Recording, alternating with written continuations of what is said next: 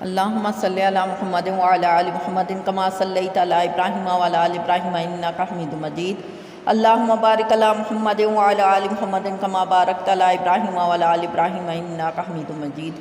بسم اللہ الرحمن الرحیم۔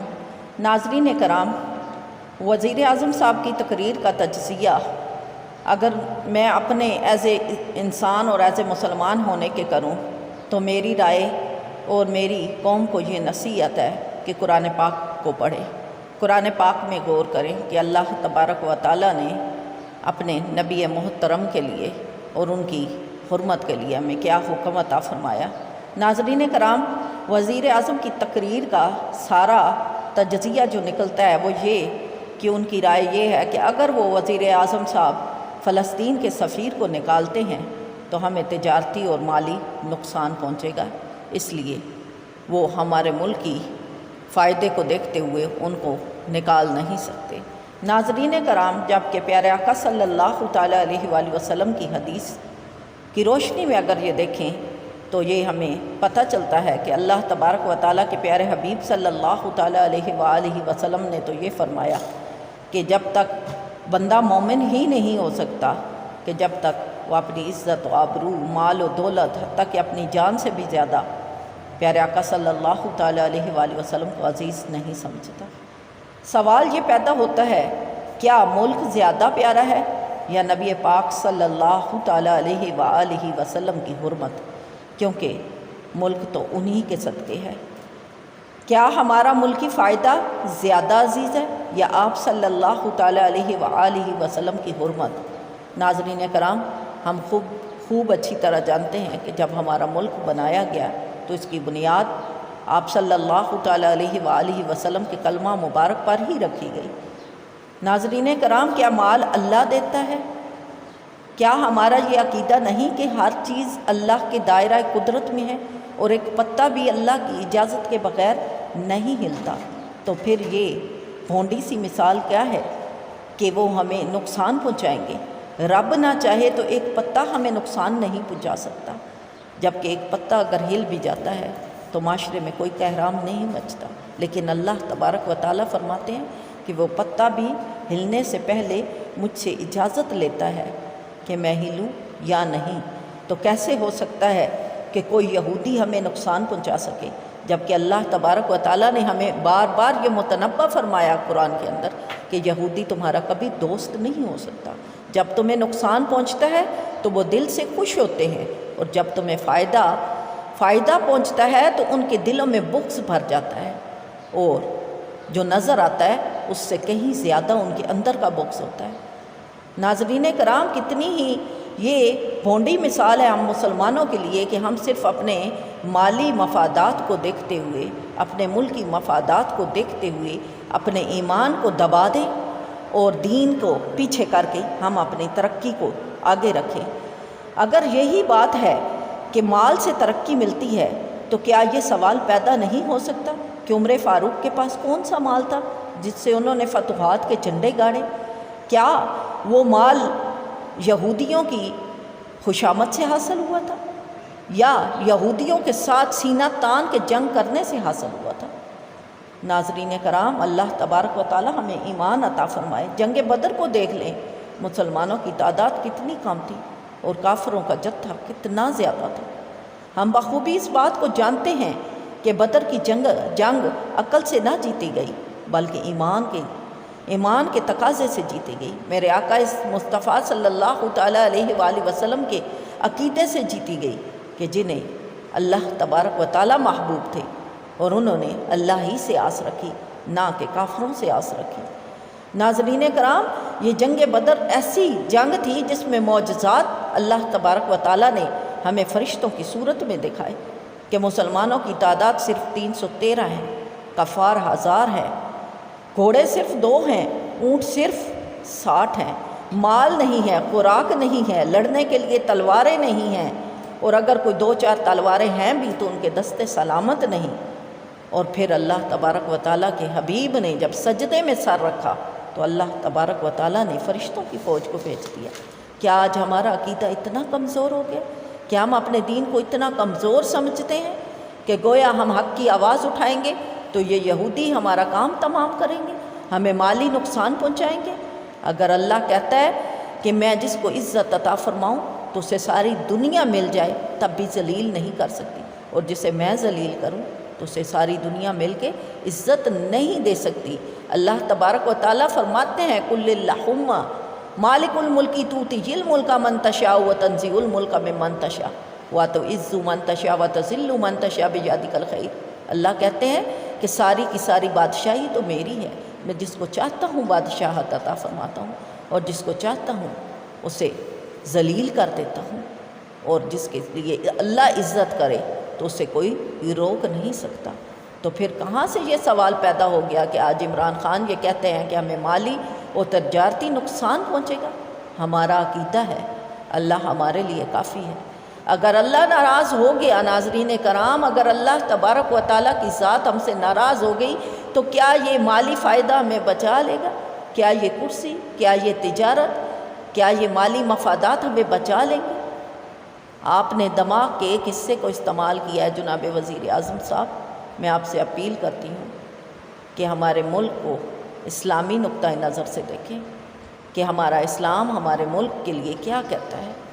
جب نبی پاک صلی اللہ تعالیٰ علیہ وآلہ وسلم کی عصمت دل و دماغ دونوں پر بھاری ہو جائے پھر سوچیں۔ اللہ تبارک و تعالیٰ فرماتے ہیں میرے نبی پکارے تو حاضر ہو جاؤ، سمندروں میں کودنا پڑے تو کود جاؤ، ہواؤں سے لڑنا پڑے تو لڑ جاؤ، آگ میں پھلانگنا پڑے تو پھلانگ جاؤ۔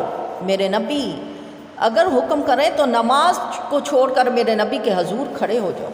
اور یہ آیات اس بات کی گواہی دیتی ہیں۔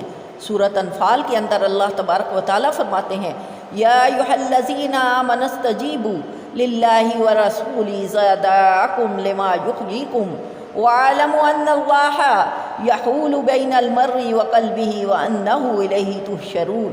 اے ایمان والو، اللہ اور اس کے رسول کے بلانے پر حاضر ہو۔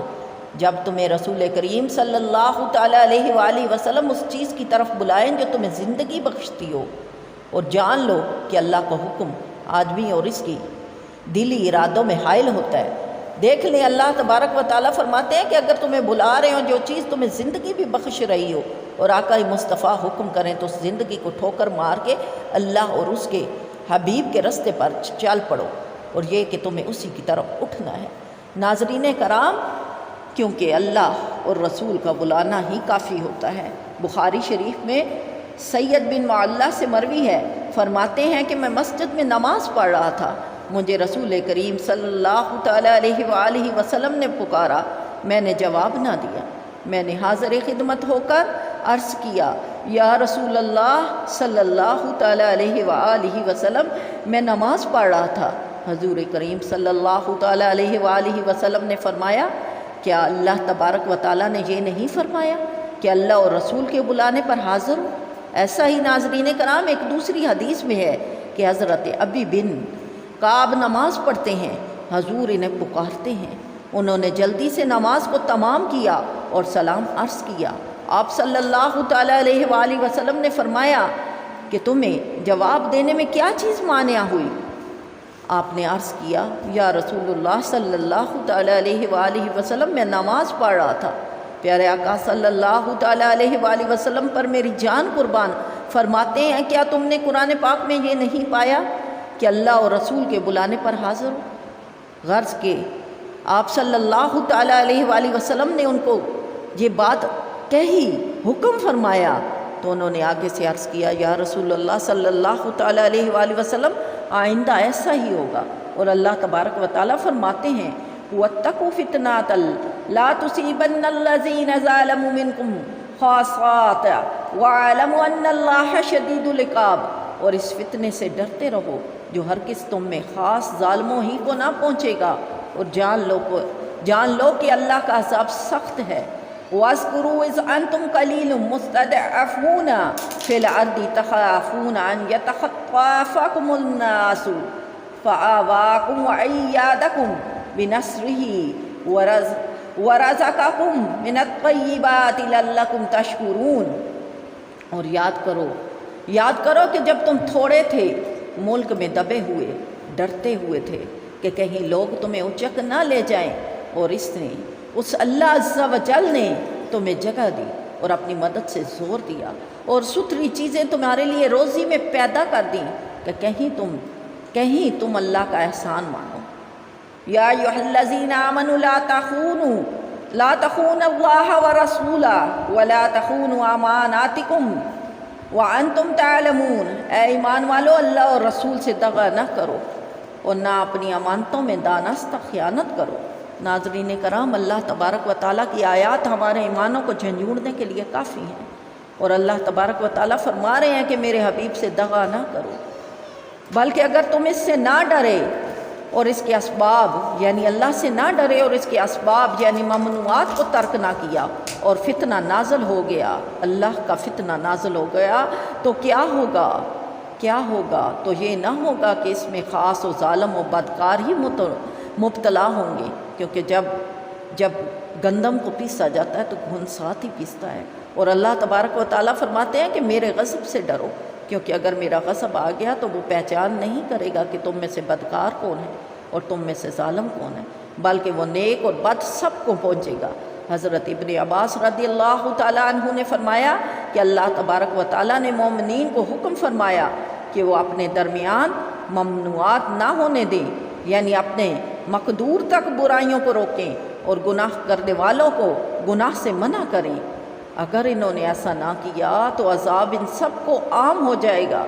دیکھیں، اللہ تبارک و تعالیٰ فرما رہے ہیں کہ عذاب سب کو عام ہو جائے گا، خطا کار اور غیر خطا کار سب کو پہنچے گا، حدیث شریف میں ہے۔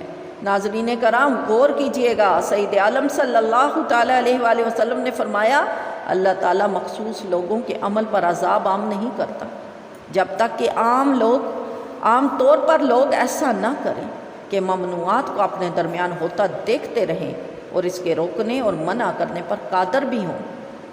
کیا آج ہم اس بات پہ قادر نہیں؟ کیا ہم آواز اٹھائیں؟ کیا ہماری زبانیں گونگی ہو چکی ہیں؟ کیا ہماری آنکھیں اندھی ہو چکی ہیں؟ کیا ہمارے کان بہرے ہو چکے ہیں؟ کیا ہمیں حق دکھائی نہیں دیتا؟ ابو داؤد کی حدیث میں ہے کہ جو شخص کسی قوم میں سرگرم معاصی ہو اور وہ لوگ باوجود قدرت کے اس کو نہ روکیں تو اللہ تبارک و تعالیٰ مرنے سے پہلے انہیں عذاب میں مبتلا کرتا ہے۔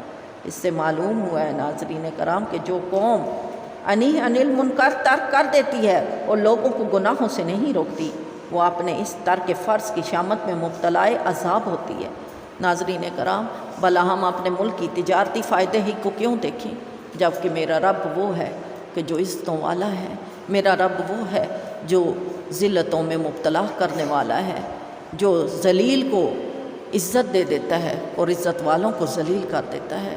اللہ ہمیں عمل کرنے کی توفیق عطا فرمائے۔ صلی اللہ تعالیٰ علیہ وآلہ وسلم۔